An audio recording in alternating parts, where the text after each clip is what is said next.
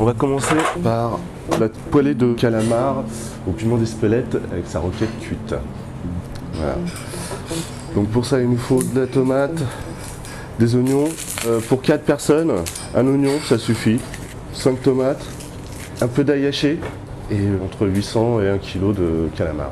Alors on émince l'oignon. On va monder les tomates. Monder, c'est enlever la peau. Donc c'est plonger dans l'eau chaude bouillante 30 secondes, après les sortir et les plonger dans l'eau froide pour arrêter la cuisson. Et la peau va s'enlever facilement. Donc on enlève le pédoncule, on fait une croix au cul. On les plonge dans l'eau bouillante, 30 secondes. Voilà. Ensuite, on les plonge dans l'eau froide pour arrêter la cuisson. Donc la peau s'enlève merveilleusement bien. Voilà, ensuite la tomate, on la concasse grossièrement.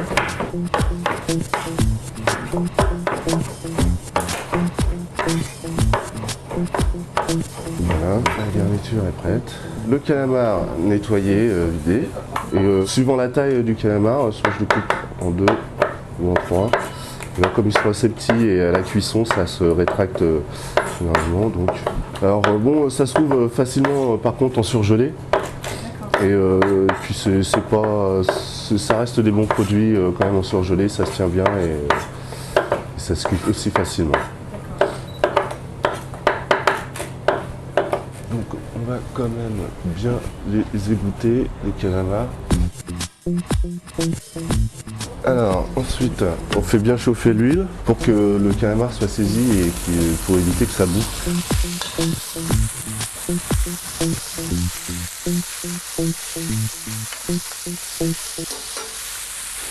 Alors pas trop les remuer dès le départ parce que justement ça refroidit tout de suite la casserole et donc c'est pour ça qu'après ça peut bouillir. Vous voyez déjà comment ça recrache de l'eau. Vous voyez là, on va le faire en 2 fois. On va arrêter, on va les égoutter une 2e fois pour enlever l'excédent, pour ensuite les faire réchauffer et les faire saisir comme il faut. Pour éviter que ça boue tout de suite. Et donc derrière, je refais chauffer ma poêle. Je remets une petite goutte d'huile d'olive quand même. Alors déjà, on peut y mettre une pointe de sel. Ensuite, on y met les oignons pour les faire suer aussi avec, un petit peu. Voilà. Un peu d'ail haché. C'est de l'ail qui a été épluché et mixé avec un peu d'huile d'olive tout simplement. Voilà, ça aide un peu à la conservation. Vous voyez, quand l'oignon commence à être translucide, ça veut dire que c'est à peu près bon. Et là, on peut y rajouter la tomate.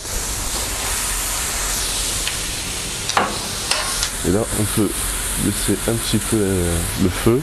Ça fait une jolie couleur, hein, tout à fait. J'y rajoute le piment d'Espelette. Alors, il n'est pas très fort comme piment. On le laisse cuire gentiment pendant un quart d'heure, 20 minutes, en remuant de temps en temps.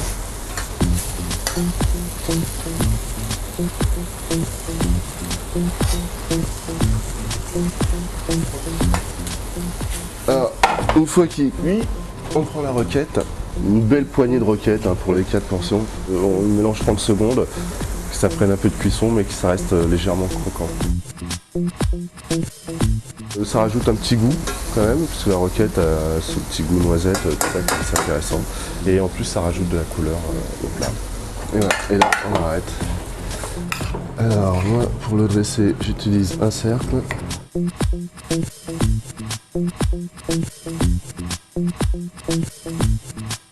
Et on peut finir par un petit filet d'huile d'olive pour le rendre appétissant.